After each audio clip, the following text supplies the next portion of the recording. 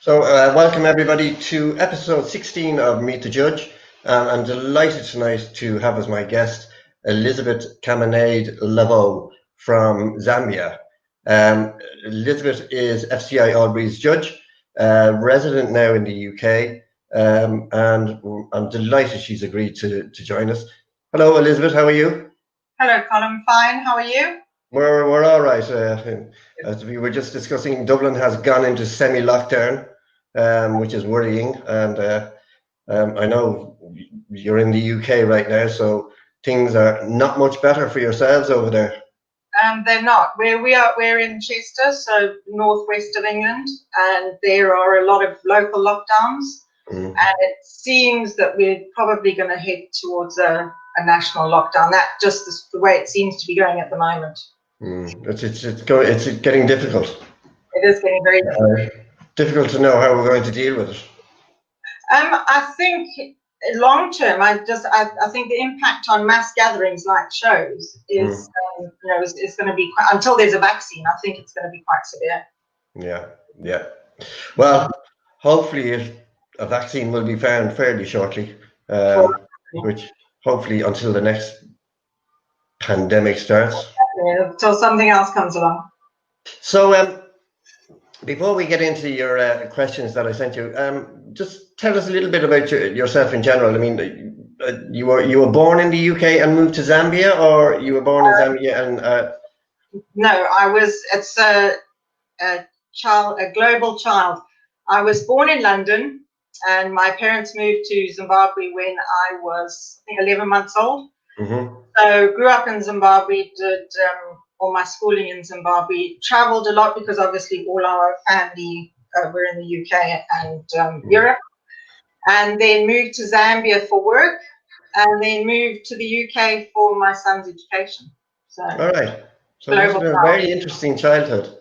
It was wonderful, and we moved when my son was 9, so I'm glad that he got to experience that sort of early childhood in the space of Africa. Okay, and tell us about you and your husband are in agriculture, and where in Zambia as well, rearing dogs, etc. Is that difficult in that environment? No, I don't think it's really any different to rearing dogs in any part of the world, really. I suppose when we were in Harare in Zimbabwe, we actually lived on the outskirts of the capital city, but we had 2 acres of garden. So, okay. And everyone had lots of space. So I suppose it would be the same. Probably the difference, I don't know about Ireland, but the UK not having rabies. Obviously, we had rabies and vaccinations and things like that. So I suppose no different, make really good friends with your vet. Otherwise, no different to anywhere in the world. I think probably from a breeding point of view, different in, importing new stock was very expensive. And although with sort of frozen semen, which unfortunately can also be very expensive. Yes. But that was probably, and when we were doing it, it never happened to us, thank goodness, but there were quite a few people who would import dogs that had been sent to the other side of the world and probably weren't quite up to the standard that they were sold to be. That thankfully doesn't happen so much anymore because obviously with social media and the internet, where the world's a lot smaller place.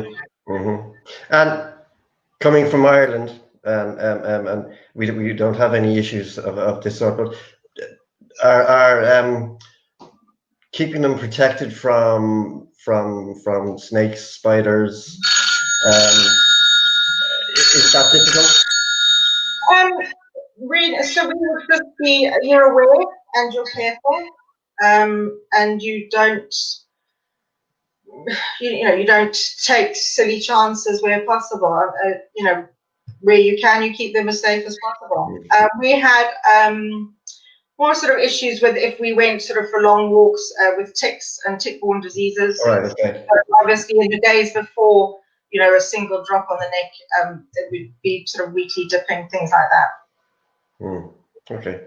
And the general dog show scene in Africa, tell us a little bit about that. Well, because basically Southern Africa was part of the British Empire, so a very colonial, backstory. So dog clubs have been around since the 1890s, so long history. Usually, to begin with, and I'm sure this is probably the same as Ireland, they would be attached to large agricultural shows. So that would be where your dog shows would be. And so a really long history. And over the years, we've been very fortunate to have sort of lots of international judges come out and judge for us. On the sort of size of shows, I suppose in the heyday, shows in Zimbabwe, and a really sort of good entry would have been about 800 dogs. Okay. And I think last year it was 62. So, a substantial drop. In South Africa, probably in its heyday, maybe about 2,000 dogs, 2,000 plus. And now would be about maybe 400. Well, that really has dropped.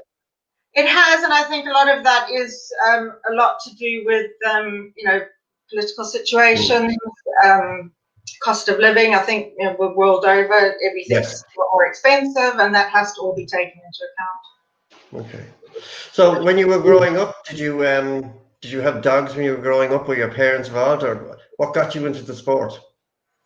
We were surrounded by animals. So dogs, cats, chickens, we had the space. So when I was a very small child, we had a black Labrador and a Ridgeback Cross Mastiff. Okay. And my father did. Yeah, it was. My father did obedience, so we weren't unfamiliar with dogs. And then eventually, when the Ridgeback Cross Mastiff was the last one to die, and he died, and we were bereft as a family. We were absolutely heartbroken. So my mother decided that was it. He'd broken our hearts. We were going to have something that was the exact opposite of Sandy. So we were going to have a bitch, not a dog. We were going to have a pedigree, not a crossbreed. We were going to have a long coat, not a smooth coat. And she set her mind to an Old English sheepdog. Okay. And she contacted some breeders in South Africa at the time, and they didn't have any puppies on the ground. But they had said, no, they will, keep in contact, and we'll see what comes up. And probably about 2 weeks after that, on the front page of the Sunday supplement magazine of the newspaper, there's a great big photo of 2 Briards and a big headline saying, first Briard litter born in Africa. And it was an American couple who was seconded to the American embassy in Harare. And he was a Marine. He was a staff sergeant, so he was with the security detail. So my mother said, well, we'll give them a call and go and see them, which she duly did. And we drove, and I still remember this. I mean, I couldn't have been more than about 10 or 11. And I remember driving up to the gate, and they had a long driveway, and these 2 huge balls of fur galloping down the driveway towards the gate. And all of us going, well, that's not quite what we expected. Anyway, we went and met them and fell in love with a bitch who came home with us. And then, as with most, I'm sure most of us, the breeder said to us, would you mind showing her? And so we started showing her. I also did obedience with her, actually. And then the rest, as they say, is history. So then it was, and of course, newcomers at the club. Wasn't long before, my mother was on committees. My father was a show manager. My brother, sister, and I were all junior handlers. So it went from there. And then later on, we added Pomeranians and Griffons. Okay. So which was your first breed as an individual? Briards. Was Briards. I kept with Briards, yeah. And did it take you long to crack the breed and start to win? Well, not when you're the only ones in Africa, no. But so not long to make up a champion, but we never got placed in the group. Although that being said, about not long in the breed, I remember once, I must have been about 13, and this is seared into my memory. An English judge, because at the time we had a lot of international judges come up, and an English judge placed me third in a class of 1. And it taught me a very valuable lesson as a judge, and that is there is no need to humiliate an exhibitor. Mm-hmm. If you don't like the dog, you don't need to play games or humiliate That people. was harsh. And especially a 13-year-old girl, just don't do it. So another lesson was learned from another English judge who came out shortly after that, and did it in a very nice way. He said, I can see she's a much loved member of the family, and she's lovely, but if you want to win in the group, you're going to have to get something better. She's not quite up to standard. But he did it in such a great, kind way, and I think the lesson to be learned there as well. And he said to us, he had a friend in the UK who bred Briards, and he gave us the contact details for Britt Marie Young in the UK. And that in the days before the internet and emails even. So my mother started a correspondence with her, and we used to travel back to the UK about once a year to see family. So they had arranged that the next time we came over, we would go and see her, and that's what we did. We went and saw her, and a black dog puppy picked us that time. Okay. And that was the start of a lifelong friendship with Britt Marie. And were there other people that influenced you when you started showing? They were. So the original breeders, and then there were people at the club when we first started. So Jack and Irene Rowe, and then a lot of people who were with junior handling were like really welcoming and and so lots of people that sort of helped and support. But I think with starting probably the breeders would be the first call. Okay. And when did you first start judging? In 1994. Okay. And that was in Africa? Yeah, in Zimbabwe. Okay. And championship show? So championship show would have been probably about 2-3 years later, because you had to do it in various stages. So it wasn't All Breeds for another, I think, 15 years. Okay. Yeah. So. And is the system difficult to get judging? Is it exam based? Is it experience based? When I start now, it's both. When I started, there was basic exams, and then it was experience based. So you had to. There was various. You had to judge and write reports, or you had to have someone in the ring with you and things like that. Now it's more. The system now is more exam based. Okay. And what was the best piece of advice you were given before you started judging? Oh, I don't know. I'm still getting given advice. Aren't we all? Yeah, true.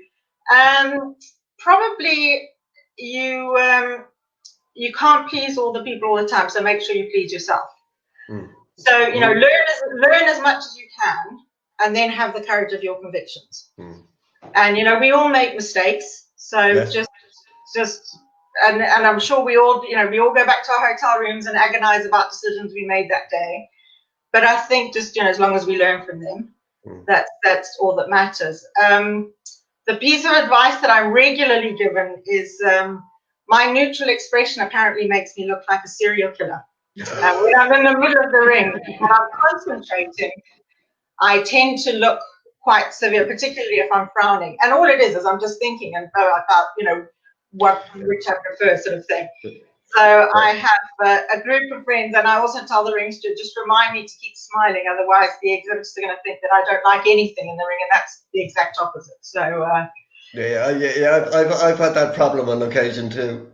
But it's just you are concentrating so hard. I mean, you know, and trying to do what you think is best. exactly, yes, exactly, of course. And do you think do you think it's important for aspiring judges to get advice from established breeders, from established judges? And do you think they do it often enough? I don't think it's important. I think it's imperative. Mm. I think you cannot possibly know the nuances of a breed the way someone who's been breeding them for 20, 30 years can. It's just impossible. Mm. So I think it is really important. And I think even just watching judging, I mean, as I was saying about us coming back to the UK every year, we would always fit in time to come to shows.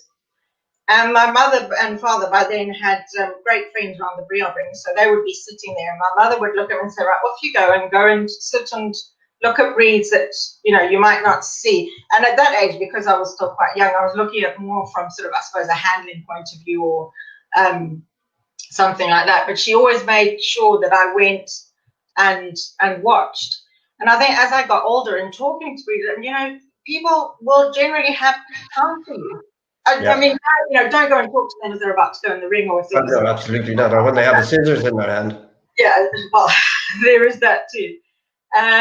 But I think generally people, I mean, we're all dog people, and God give us a chance and we'll talk dogs all day and all night. So, you know, I think it's imperative. Yes, I have found that too, and I'm getting repetitive now in this interview because I've always found that sitting at the side of the ring, listening to breeders of your own breed, even still now, I love to sit and just listen to people discussing dogs in the ring. And is that the advice you would give aspiring judges, or is there something? Oh, I think there's loads of advice. I think probably take it seriously, but don't take yourself too seriously. You know, I think we can. Like I say, you know, watch, listen, learn, read the history of the breed. I think often it's easier to memorize parts of a standard if you know why the dog was built that way. So if you have it doesn't have to be in depth, but if you have a glancing knowledge of the history of the breed and why they are built the way they are, it's often easier to remember the breed standard. I think but treat everyone the way you'd like to be treated, and not just exhibitors. You know, treat all the people in the ring with you who are doing all your paperwork. Absolutely. You know, the organizing committee. You know, just treat everyone the way you'd want to be respectful. I think if you're ever unsure, just if you're going to make a mistake, do it quickly and move. Because I think, you know, you not only have to do the right thing, but you have to be seen to be doing the right thing. And I think if you dithering around in the ring, it just now there's a difference between if you're looking at sort of two dogs of equal merit and trying to decide, you know, that's one thing. But if you're standing in the ring and think, well, I haven't got a clue, just make a decision, make a mistake, move on, do it quickly, because the other thing is the dogs aren't going to improve the longer you look at them. So just make a mistake and do it. Never, ever, ever rough handle a dog. I'm amazed at how many times I've been handling large breeds. And I mean, my sister has Danes, and they can be really sensitive. I mean, a Briard will not take kindly to rough handling, and there's no excuse for it. So there's no reason to be heavy-handed and don't do it. I think that's very true, and that's very true of any breed. It doesn't matter whether they're a Pomeranian or a Rottweiler. Exactly. They all have their own sensitivities. Exactly, and I think people who, you know, I think that I've seen judges be sort of gentle with a smaller dog, and then not necessarily rough, but just a little bit harsher. And I think there's no need for it. Just don't do it. Don't excuse temperament issues, because I do not want to be the judge who judges the dog after you and get my face ripped off. And in this day and age, people have enough ammunition against us. Let's not give them any more. So I think that's also important. But just be kind. Like I said, there's ways to do things in a nice, in a gracious manner. Great bits of advice. And I don't know, well, it possibly is similar in the UK, but I think these days there's a lot of people who just want to get their foot onto the ladder of the judging ladder quickly and start rising up the ladder quickly. And you need to take your time. It's not a race. If you're asked, great, but just take your time and do the homework. When did you achieve all breed status? 2009. So 15 years, which I think was quite quick. But then, the expression, it takes a village to raise a child. Well, it takes a village to raise a judge, and I had a great village behind me. So I worked in the family business, so I could take weekends off and Fridays off to travel to shows in South Africa or locally. I had, it was drummed into me from a very early age that you never, ever asked for appointments. So I was very lucky that I was surrounded by people who encouraged me and supported me and got me appointments, and that it really was just people that I could sort of never thank enough. And I mean, in Zimbabwe, the names wouldn't mean much to people, but I mean, in Zimbabwe it was people like Jean Schreiber, George Cargill, Lee Tar. In South Africa it was people like Jack Peden, Huey Tarr, Tony Williams, Lois Wilson, all people that just supported and encouraged, and I think everyone needs that. So I was very fortunate. But that shows a great respect for your judging, because I mean, if you were not rated as a judge, you wouldn't get asked again.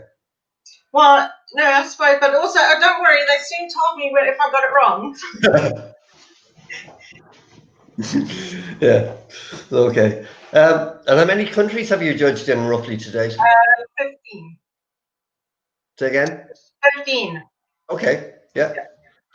And aside from your own breeds, are there breeds, or is there a breed that you really like to judge? I thought about this, and I actually sort of went through the groups and thought, and I think probably coming through handling, and I was very lucky to handle a lot of different breeds. But I sort of went through all the different groups, and so for group one, I was saying, oh well, I really love corgis and I really love the collies, and then sort of we're all the way to group 10. I was like, oh no, but I really love Salukis, and so the answer is no. I couldn't possibly pick one. Okay. Yeah, that's fair enough. Most people don't actually. And what fault really irritates you? I think probably movement. I think, which obviously would be a structural fault, because if they're not made well, they can't move well.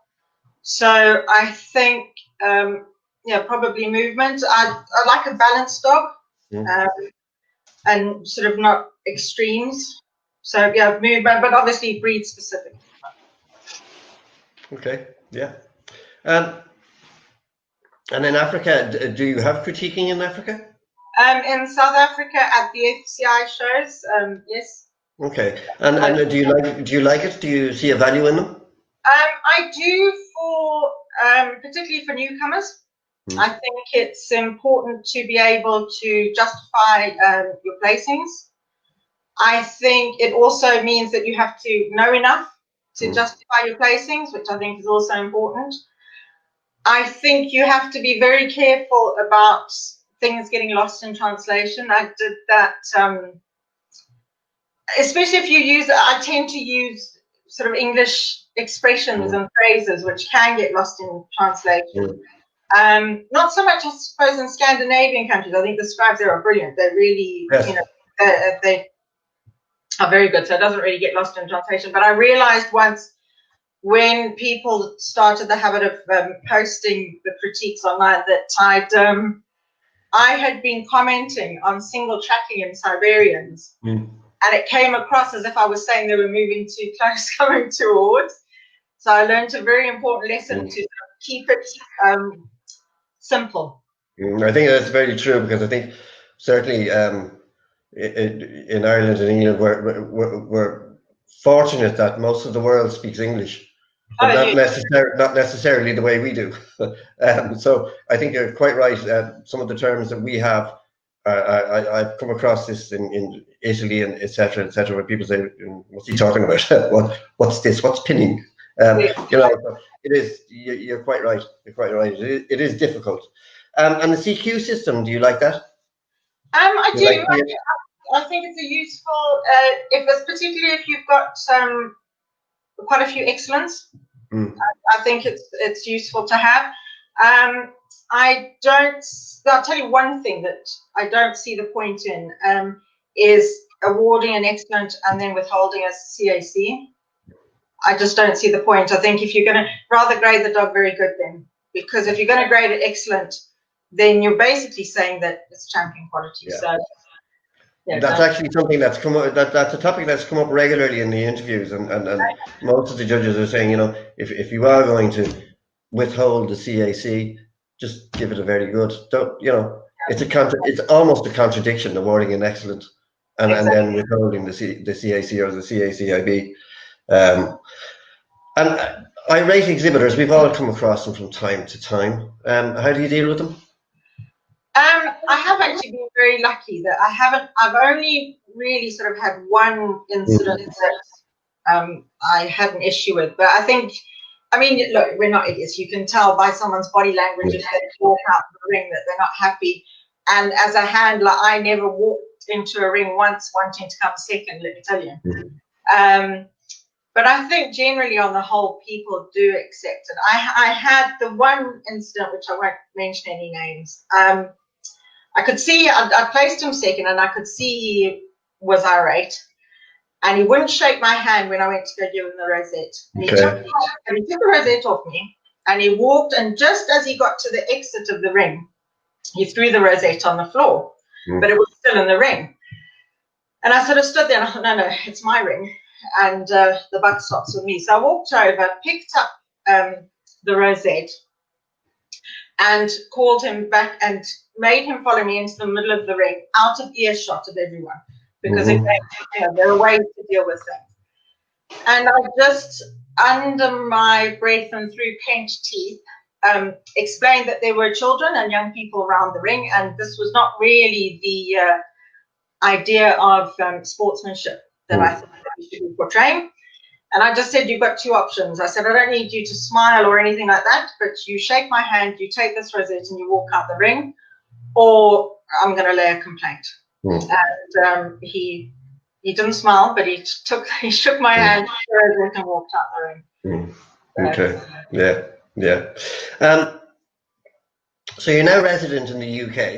I am. And farming away or in agriculture? No, I'm not farming, and I do home delivery of organic produce, so not farming. No. Okay. Have you judged much under the KC London system? Yeah, I've done a couple of open shows, and very fortunate to be asked to do the contest of champions. Oh, wow. Yeah, so when I first arrived, so that was quite something. Yeah, that must have been quite an event, because that must have been quite a because you would have had quality dogs, because they're all champions. I'm going to answer your next question. Because, okay. Well, we will move swiftly on. Yeah, I am. Look, I mean, I always feel privileged and grateful with all my appointments. But I have to say, to be in and it was a charity event, so it wasn't, sort of it was just it was a fun event as well as a sort of a judging as well, and it gave me an excuse to wear one of the 2 dresses that I actually own.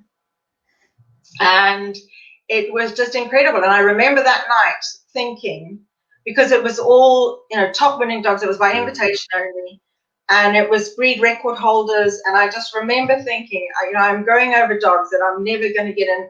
It's just an incredible opportunity to examine dogs that are, top winning dogs, breed record holders. And there were just so many that night that were just amazing, literally breathtaking. It was really lovely. I really enjoyed it. That was great. Any other judging appointments stick out in your head? No, none that really. No, I think that's got to be it. I think. No, I said but it must have been a great night because, as you say, the quality of the dogs. I mean, how do you decide? All champions within their own right. Well, exactly, and that's what it was, and it was, the whole night. It was just beautiful dogs. And just moving on to a little more serious. Do you think judges have a role in the development of breeds, and do you feel that judges understand that perhaps they have this role? Absolutely, and I think generally, on the whole, we do. I think we do recognise it's a responsibility. I think that generally, on the whole, we all accept that.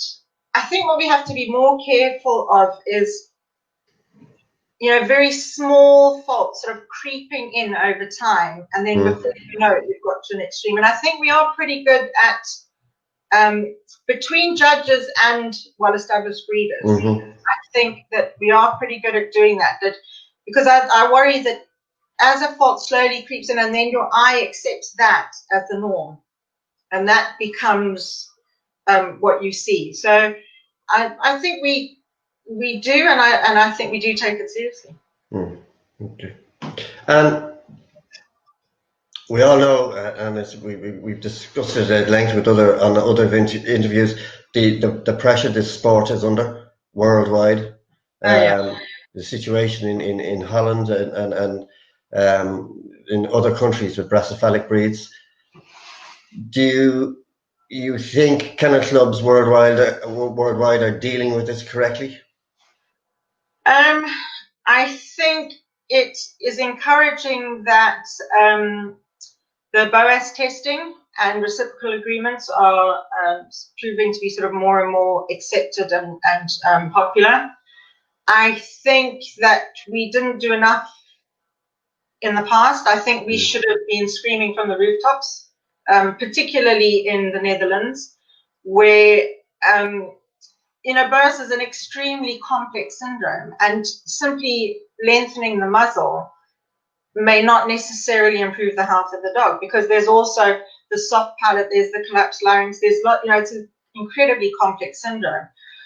So I think we should have been a lot more vocal. I do think it's encouraging that BOAS testing is being more accepted now. I think that we have within us a huge pool of professional people. We have vets, we have lawyers, we have marketing. I think that we have enough people to do something about it. How we organize ourselves is another question, and I'm not sure how that's going to happen.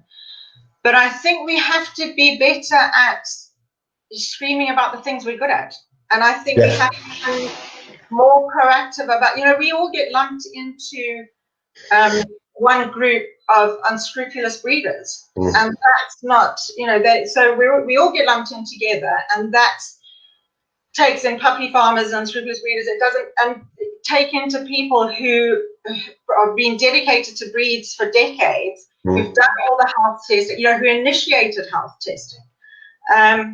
So I think we have to be better at beating our own drum and telling people about it. I think since moving here, the one thing that has really struck me is the ubiquitous cockapoo and the various designs. I mean, I don't go out any day without seeing, at least a handful. They are all over the place. Yeah, and I think we have to be better at educating and explaining So things like the cockapoo, I mean, and just talking to people on the street, oh, but they're so cute. And then I think, we should be plastering pictures of purebred dogs that look exactly the same if they're clipped that way. Yeah, yeah. So I think things like that. I think a thought that came to me at 3 o'clock in the morning when I have these moments. Years ago, in the 80s, when there was massive poaching around national parks, so conservationists came up with a program where you gave value to the wildlife to protect it. Mm-hmm. So as soon as you gave a value to it, then the surrounding communities were invested in saving it. So I was thinking, well, how do you make purebred dogs, a thing of value again? How do you do that? And because they used to be, aspirational to have a purebred dog. Yes. Not necessarily purebred and registered. Yes. So let's do that. So if you add a value to it, so why can't it be something like, and I stress this is an idea from 3 o'clock in the morning, so it is still in the fuzzy stages. Why could we have global bodies. So why can't a body like the FCI Kennel Club, the American Kennel Club, band together and lobby other global bodies like the World Veterinary Association and say things like, right, well, why can't we have a program that if you have a dog which is registered with an NCO of that country, then the Veterinary Association of that country agrees to, let's say, a 10% discount on your vet bill. Okay. There's some way Yes. of making it desirable and valuable to own a pedigree registered dog. Otherwise, we're going to be run over by designer breeds. So I think there has to be a way to get that value. And we organize world dog shows. We organize events that thousands of people attend. So why can't we organize ourselves into sort of a force to be reckoned with? I couldn't agree with you more, it's going to take one of those major kennel clubs to take the lead and say, look, this is what we need to do, and perhaps after the Panorama program there was a bit of a knee-jerk reaction from the kennel clubs that they said, oh well, yeah, hold on, yeah, we do have all these problems, which is not necessarily true. Well, no, they didn't do a good enough job of saying, how many years health testing had been done. I mean, Brianna was health tested in the UK from the 70s. Yeah, absolutely. So why wasn't that shouted from the rooftops? So I think you're right. I think it's a new knee-jerk reaction, and it's almost sort of too little, too late. And as I made the point last week about the American Cocker, I mean, their eyes are so much better than they were in the early 80s because breeders eye tested and didn't breed from anything that was remotely a carrier. And it, thank God, touch wood, it is almost a thing of the past. But would you not agree that popularity also is one of the biggest damaging areas for some of these breeds? Like the white toy poodle in the 1960s. Yeah. Everybody wanted the white toy poodle, but they were the most unhealthy breed certainly in this side of the world, because they were bred just to feed the market. And the same is now happening with the brassophalyx, like the French bulldog, the pug. You see a celebrity with a French bulldog or a pug, and everyone has to have them. Absolutely. And then that feeds into the puppy farmers. Yep, absolutely. But then the problem is your NCOs and your kennel clubs and your FCIs can't legislate puppy farmers. Mm-hmm.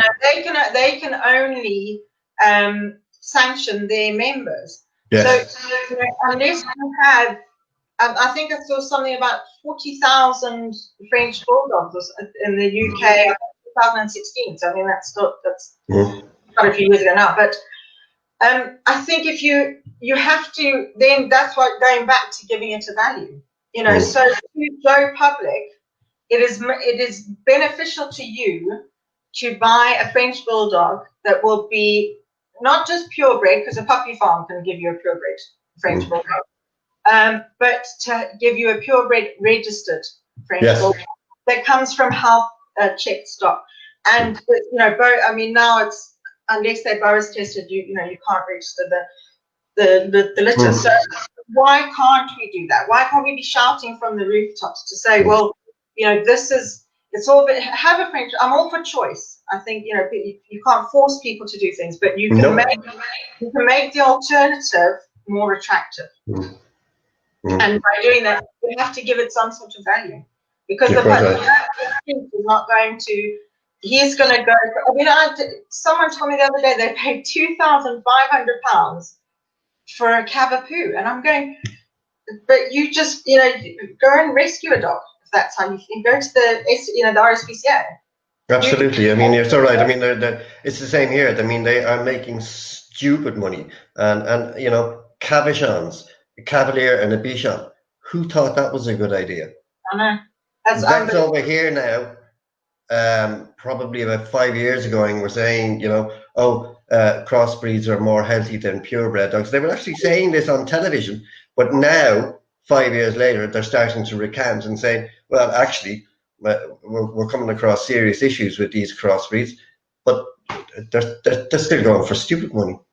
Well, exactly. And I mean, the arguments I've had over the years, if someone screams hybrid vigor at me one more time, it's just, I'll scream back about generations of health tested, parents, grandparents, great grandparents. But I don't know how we take it forward, to be honest. It is difficult, and I just hope that if anybody from one of the major kennel clubs happens to be watching any of these interviews, because it's the same response from all the judges, that kennel clubs have to step up.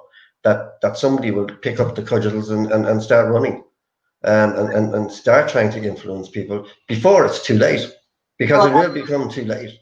Yeah, I think so, and I think people who would argue, it's only in the Netherlands, or it's a bit like the sort of Martin Niemöller quote. First they came for the socialists and I did not speak out because I wasn't a socialist, and then they came for the Jews and I did not speak out because I wasn't a Jew, and then they came for me and there was no one left to speak out for me. So I think it's it's a global village, we're all linked, and it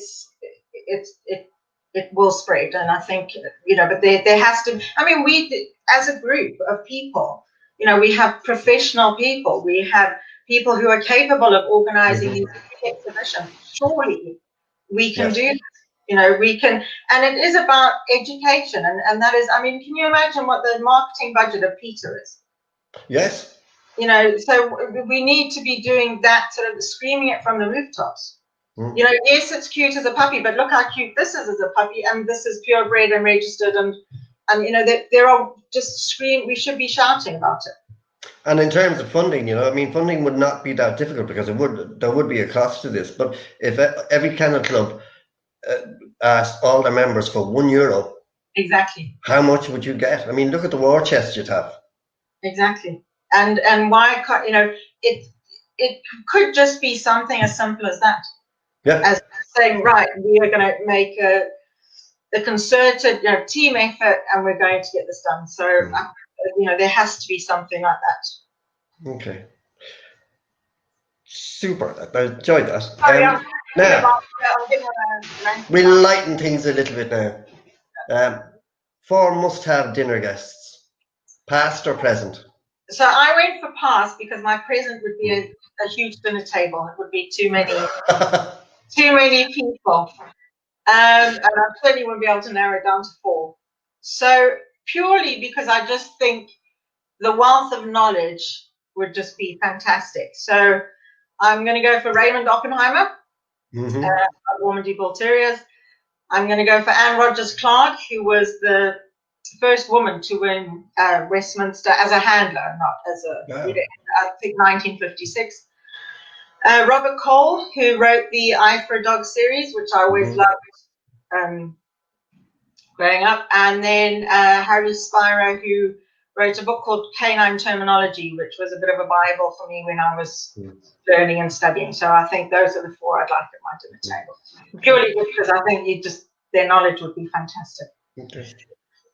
And funniest or most embarrassing moment as an exhibitor or a judge? Well, I think embarrassing, it's still the being placed third in a class and won at 13. It's seared, and I think I'm not going to get I think as a judge, there's been quite a few wardrobe malfunctions, actually. Fortunately, not my own, but I have had quite a few split trousers on a way and back. I think probably the funniest one was when I was first judging, and we had a very old man who was called Peter Main, who had been a bit of a doyen with Pekingese. Okay. And it was an open show, and he bought out, honestly, about 15, 16 peaks for me that day. And I was standing looking at the entrance to the ring, and he comes into the ring, and the peak sat down. And of course the lead slipped, and by then he was a very old man, and he just carried on walking, didn't look down once at his dog, walked all the way around to the table, then went to go pick up the dog, realized the dog was still in the marshalling area at the entrance to the ring, looking at him with an expression only a peak could give someone. I remember that very fondly. Okay, I've got to chip in here now with something a bit random. You mentioned that you've been a handler. I don't know, was that professionally? Was it just so? When you're judging, and particularly at international shows, do you tend to be a little? I won't say. Are you a little harsher on handlers because of they're so professional of what they can do when they're trimming or when they're handling? No, I would say no, because I'm judging a dog. I don't. What I do is, if it's a novice with a dog I really like, then I will sort of, have a word and just say, have a look, watch, your dog's really lovely, but you're not getting the best out of it. Or just a bit of encouragement, have a little chat, and just say, watch how it's done. I think sometimes a really good professional handler puts the focus on the dog, so you don't really notice. So the sort of really extreme handling, which you can get a bit nowadays in junior handling classes, actually, where it's all about which is not how I was taught in junior handling. It wasn't about you; it was about the dog, and you to maximize the attributes of the dog. So I wouldn't say I'm harsher. I would say I'm probably more patient, because we all started out like that. We all started out, not knowing what to do. But a good handler, by God, can make a mediocre dog look very special. Oh, yeah. And as you rightly say, the really good ones, you see the dog, you don't see the handler. Yeah. And do you hold with this new fashion of almost every dog has to be taken around at a fast gait? That's my epitaph. Okay. Because no, because it's the same thing. Because I just think it's going to be engraved on my tombstone, because it's the words I say all the time, standing in the middle of the ring, is slow down and loosely, please. So I think that's gonna. So yeah, I just don't. I won't. I don't tolerate it. It's my ring, and they don't get away with it. I don't see the point. And then sit and like you say, you'll have seen it. Even sitting, if you're watching, like the groups or the finals with the other, and they all do it. And you just think, well, who told them that this was a good idea? Because from a handler's point of view, the minute someone does that to me, I'm like, well, there's something wrong with the front, or there's a reason why I'm moving it too far. Because I was did handling a bit before I judged. So to me, it's you're trying to hide something. Whereas if you've got a great dog, then move it at the breed specific pace. Otherwise, you're ruining it. So If you could be transported to one country, where would it be? Where my heart is, Zimbabwe. Hmm. So yeah, that's where. That it will always be home. Will you go back ever? We go back No. on holiday, but no, not to live. No. And okay, final question now. Your epitaph, what would it be? It would be that. That's going to be engraved on my teeth. That's it. Yeah, slow down and loose leaf, please. Funny though, I was chatting to a friend the other day, and I don't know how it came up in conversation, and she said, "Oh God," she said, "you're completely crackers." She said, "But you're kind with it." And I said, "Okay, that can be my epitaph: crackers but kind." And again, an English expression that might get lost in translation. But you know, this has been very enjoyable. Thank you. It's been fascinating. It's been a fascinating insight to a different area of the sport that a lot of us would know, and you've been wonderful. Thank you. And thank you for taking the time. I hope you enjoyed it as much. I did. Watch back tomorrow. Oh no, I don't like the way I look or sound on tape, so I don't think that's going to happen. I think most people would disagree with you. Next week, next week we're back in Ireland, and I'm going to have to employ subtitles next week because I'm going to be interviewing the wonderful Colm Hastings from Cork. Yes, subtitles will be necessary. Most people will know that subtitles are going to be necessary. I'm probably a bleeper.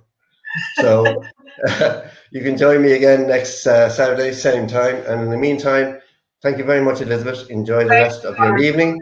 And it's been thoroughly enjoyable. Thank you very much. Good night, my friend. Good night.